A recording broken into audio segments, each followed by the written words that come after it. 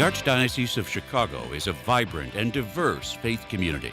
We celebrate our faith through worship, evangelization, and reaching out to the needy. Welcome to Catholic Chicago.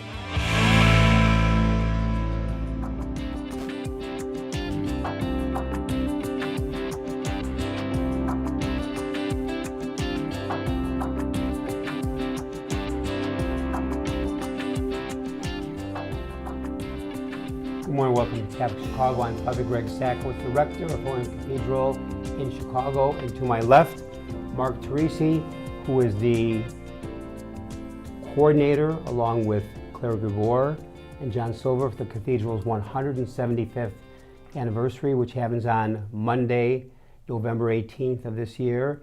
And then a year from now, on November 21, 2025, the Cathedral celebrates 150 years as a cathedral.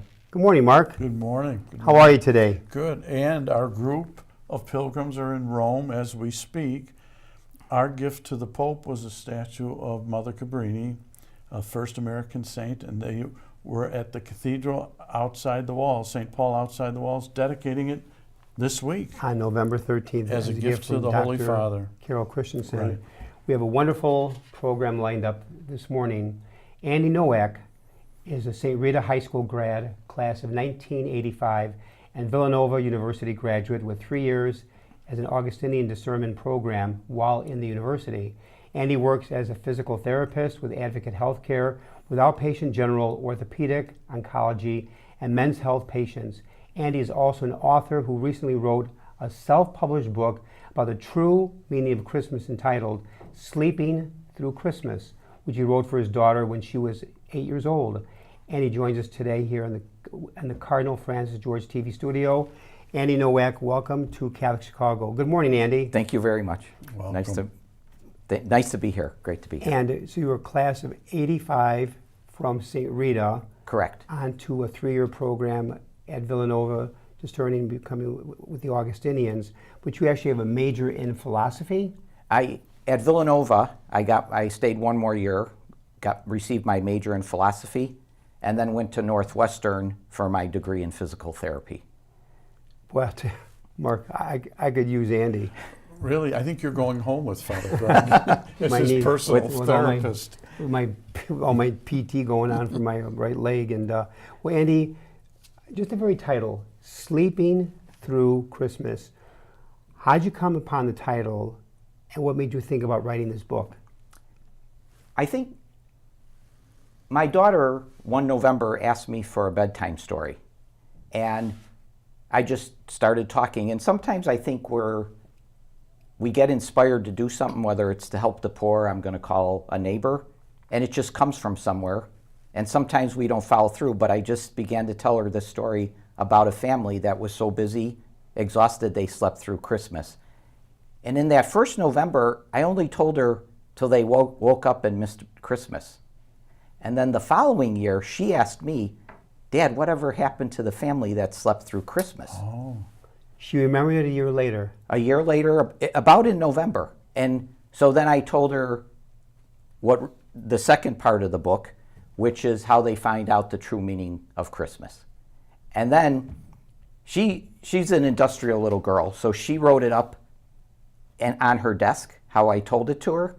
So I asked her, can you draw the family? And based on the family, I self-published the book and drew all the illustrations as a gift to her. You drew the illustrations? Correct, based on her description of the family. I'm going to hold up the book right there. Hold up the copy of the book. Can you get it there, Michael? I don't know if you can get a shot. Where am I going here? Right over there. And here is I'll come over here. Here is the Sleeping Through Christmas. Right. This is fascinating. And I think the title, like one of the things that happen is, I think my whole life is we're doing all this stuff through Christmas that sometimes we forget the really true meaning in which that Christ is born onto us. I think, Andy, we've all heard the phrase, Yeah. Jesus is the reason for the season. And I sometimes think that, I've said this before, Advent starts in a few weeks, a 4-week time.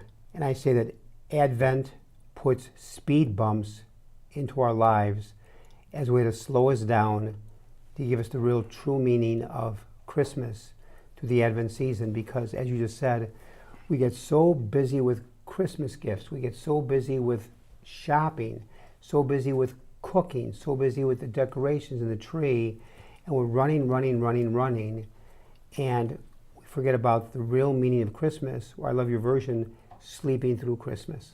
Andy, what do you remember growing up in Christmas? So It's triggering a lot of memories in my mind. So when you first said that, only because I saw it on Channel 11, I remember getting the Sears Christmas catalog. Oh, yes. And in the book, Remember that? just making those lists and folding the pages. Oh, I forgot and- about that. Yeah. And we probably had J.C. Penney's too in all of them, but Yeah. they were just gigantic. And then in the book, it talks about the nativity set. And that is something that anchors me back, that, Jesus came fragile as a child in a manger and not strong, aggressive, anything. And so that's in the book as well, to bring us back to, hey, we're doing all this other decorations, but the nativity set is a key thing. Yeah, the most important part of our decorations, we still have the Mary, Joseph, and baby Jesus from the nativity set when we were When you were a little boy, Yeah, you have it. yeah. And every year when we put that out, it just triggers all those memories. Yeah, I have to share this story, and I've told it as a homily story at the cathedral, that when I was at St. Mary of the Woods as a pastor, and this would have been probably roughly 20 years ago, it was December 23rd, so 2 days before Christmas. I remember the date because it was my mother's birthday, December 23rd, and I was doing communion calls in the neighborhood, running, overwhelmed, too much to do, not enough time, running from one communion call to another, flying, looking at my watch, not enough time, overwhelmed. And I go to Regency Nursing Home on Milwaukee Avenue. It was called Regency in those days, could still be 20 years later. And I fly in the parking lot, and I slam on the brakes. I run upstairs, run down the hall, see this man, parishioner, to bring him communion. And I'm saying to myself, I'm so overwhelmed, I'm so busy. I go flying into his room. As I walk into his room, he was in a room by himself. He was in a wheelchair by the window, looking out at the cars going by on Milwaukee Avenue, blurring by fast, about 4 in the afternoon. And he was a former CEO, wife, children. The wife had died, children all over the country, just sitting by the window, looking outside. The first thing he said, even before when I said hello, he said real loud, "I wish I were busy again." I'm running in, overwhelmed, too much to do, overwhelmed, slow me down, Lord. And he's saying, "I wish I were busy again." It was like a voice of God. It was your gift. It was my gift. I remember leaving the nursing home. Instead of running, I walked. My Lord said, "Thank you for my busyness." Because here was a man who was once very busy, CEO, family, alone, no visitors, no phone calls, hardly a few cards, and nothing to do, wishing he were busy again. That has been etched in my mind for 20 years, like it happened last December. Oh, yeah. And it's very much perspective, Yeah. because we could get busy prior to Christmas, but it's not really bringing us towards the meaning of Christmas. Let me ask you this, Andy. In writing this book, how did it change you? I think it really makes me pause, and especially I look at the characters. Now, I didn't have a grand scheme when I told it. She just asked for a story. But the father is the decorator, Yeah. So, okay? And my questions when we decorate the house is, why are we doing this? Is it for joy, or are we going at each other's throats while we're decorating the house and running for the Christmas tree? And is it bringing that meaning of Christmas to ourselves and others rather than just something to do for the holiday? And then the mom, with her busyness of baking, cooking, trying to make everything perfect. Someone asked me, "Oh, does she remind you of anyone? And I said, well, my mom and sisters preparing and my wife for Christmas, but also the story of Martha and Mary. Oh, yeah. You know, can we overdo it to try to make it perfect? So life isn't perfect. Yeah. And then you don't let Yeah. the spontaneity of telling this kind of a story into your life. Yeah. I'm going to slide this Yeah, sure. over to you. Mm-hmm. Do you have a favorite passage that you might want to share with our viewers and listeners? Maybe a short, maybe one of your favorite pages in the book?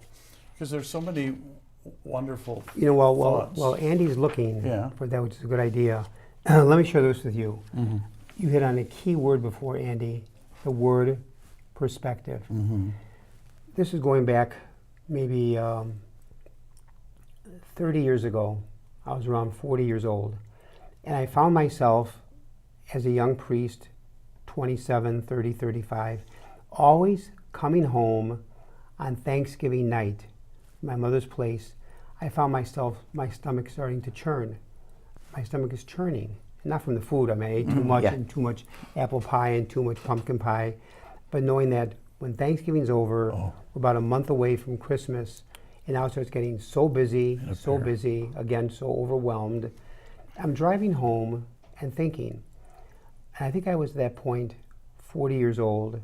I said to myself, since I like numbers, if I live to 80, I just threw out a number. Mm-hmm. I'm thinking, if I live to 80, it gives me 40 more Christmases the rest of my life. What's 40 over the next whole lifetime? I drove home thinking, this is a beautiful time of season, the gift of Christmas. I'm now 71. Therefore, if God were to take me at the age of 80, I'm down to my last 9 or 10. I mean, the Lord could take me tomorrow or take me at 100. Only God knows. But when you put in that perspective, how many more Christmases do we have? And to make each one count. Well, and part of let's hear your selection. Part of it is maybe we don't, if God willing, we have more. But what if this is our last Christmas? How would we live it? Boy, that's fantastic. And I think that calls us to be in the moment, the present. Exactly. That's the perspective again. Yeah, and I like that idea of the speed bumps of Advent. Yeah. Mm-hmm. Yes. Advent provides speed bumps. What's your favorite? Well, this is tough. This is like asking, which of your kids are your favorite. But I'm going to pick this one because I just think it's like something happens in our life that we don't know, and it may change some other outcomes. Mm-hmm. Okay? Besides the true meaning of Christmas, which is important later in the book. As they awoke from their beds, a blanket of snow had fallen and covered the land in a quiet beauty. It felt like a strange morning, like something was not quite right. And so the strangeness could be a blessing. Yeah, I work as a physical therapy with a lot of patients who have a speed bump in their life, sometimes extremely serious, sometimes just it's going to be 8 or 12 weeks, but lifetime. And I've met them later and says that how this has changed their life and they've had a perspective switch. Now, it's very interesting you say that because for the last 5 months or 4, I've been doing PT twice a week, and you're a physical therapist. And this is, what was the phrase you used? It's not a speed bump, but a timeout, you said, or a time of your life? I don't, maybe a perspective or a change. I'm not sure. You said that when you're doing PT with somebody, it's for them a disruption. A pause in their life. It's definitely a pause. And like right now, this PT is a pause in my life. And interesting, the fact that I use a walker a lot of times, especially walking outside, I've gained a whole new perspective of people on walkers. Oh, sure. Yeah. They're people. Yeah. They're not walkers. There's a saying that we don't think about not moving till we can't move.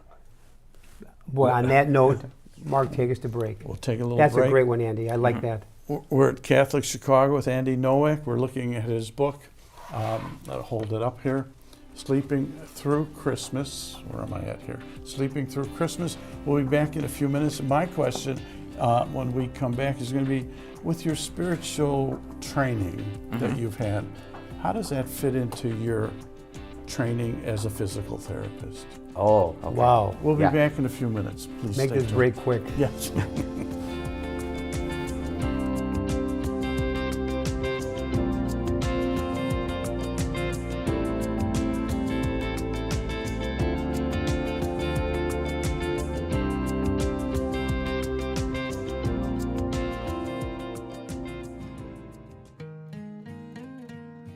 I am a seminarian. The church needs compassionate and well-trained priests to help guide each of us through life. What inspires me, what draws me always to the priesthood is continue to see priests be a beacon of hope for other people. You can play a part in the education of these young men as they prepare for a life of service to others. I want to be that beacon of hope too, and it sets my heart on fire. To support our seminarians, make your gift at archchicago.org/seminarian fund or call 312-534-7959.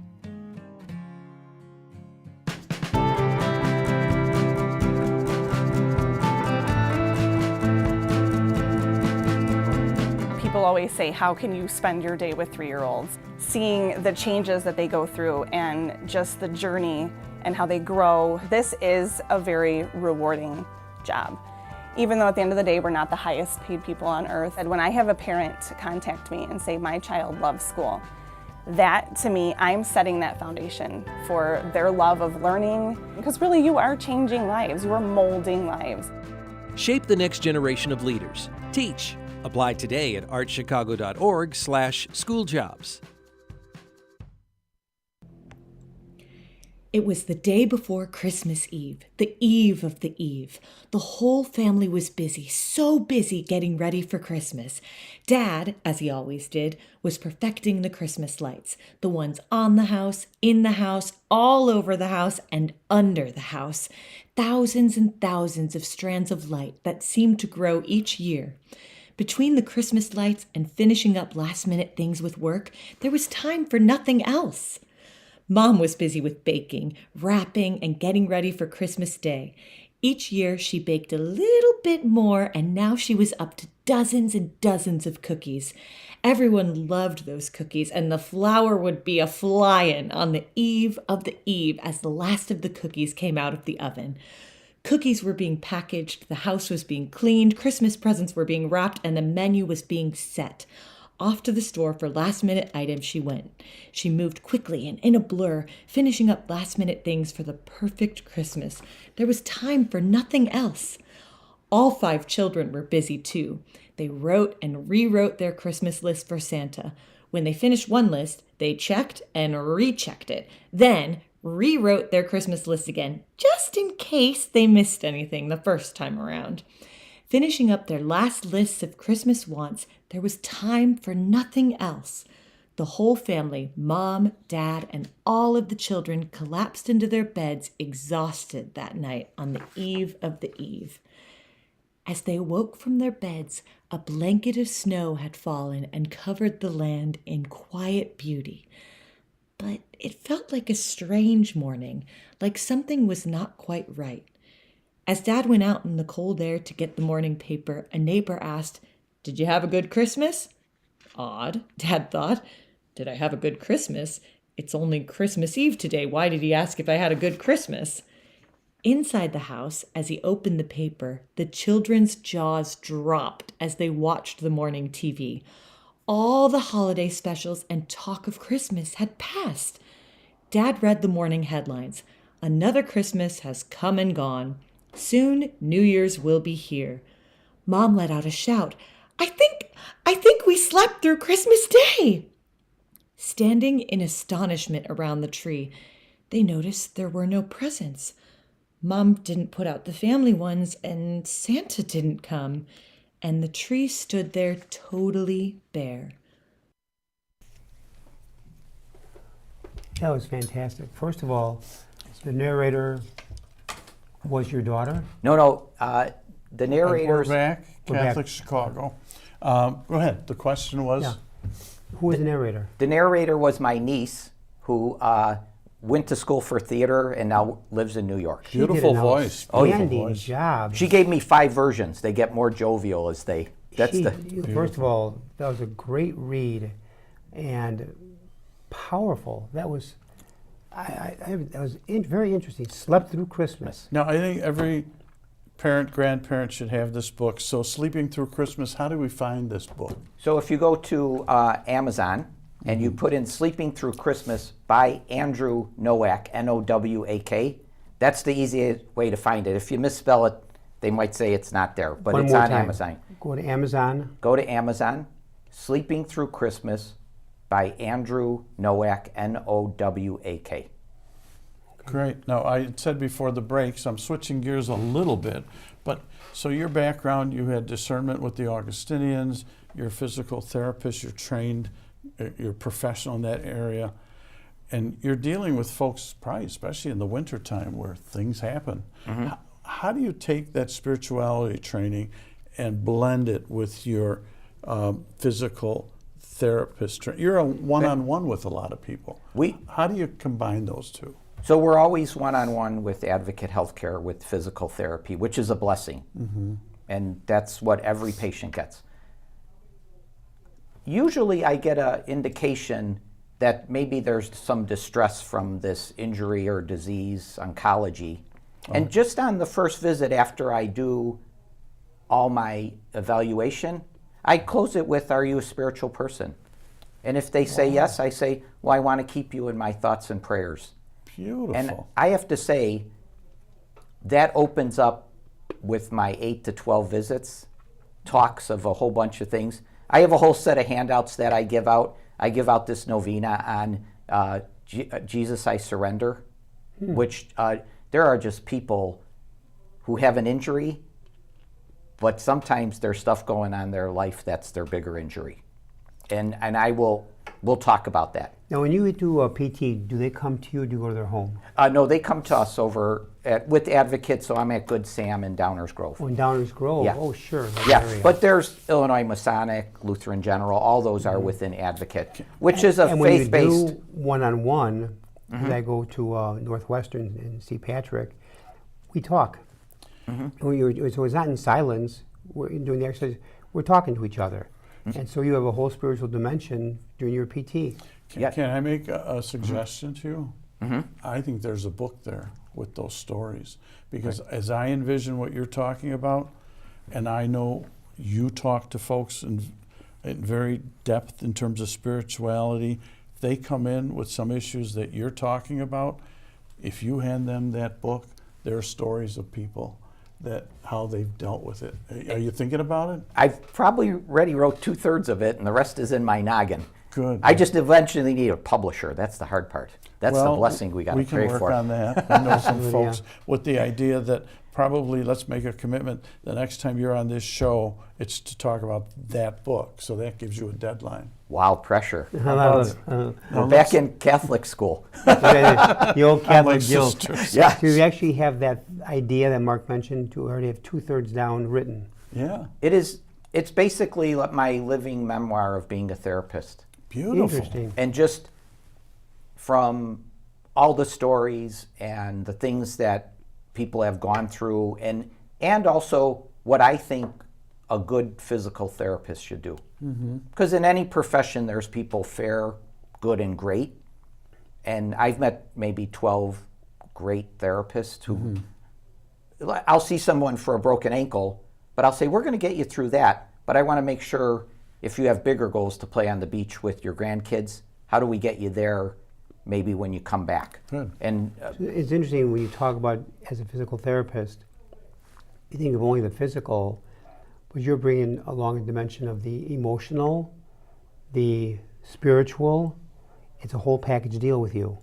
It's not just the physical. So I have about 5 books that float around in my head. One would be called Taking Care of the Temple, meaning we have a spiritual life, but a lot of people don't physically take care of that so that they could even maybe bring God's gifts to a better level. So getting back to sleeping through Christmas, I've talked to so many people who have said sadly to me, they can't wait until December 26th when it's all over. All this hustle, all this bustle, all this running around, all this doing, running. And when December 26th comes, they're so relieved. And I think I've said to them, you've missed the meaning of Christmas, the inbreaking of God into our lives, the birth of the Lord. And it's about family, creating memories, and you get so busy in the doing, you forget the reason why we're doing it.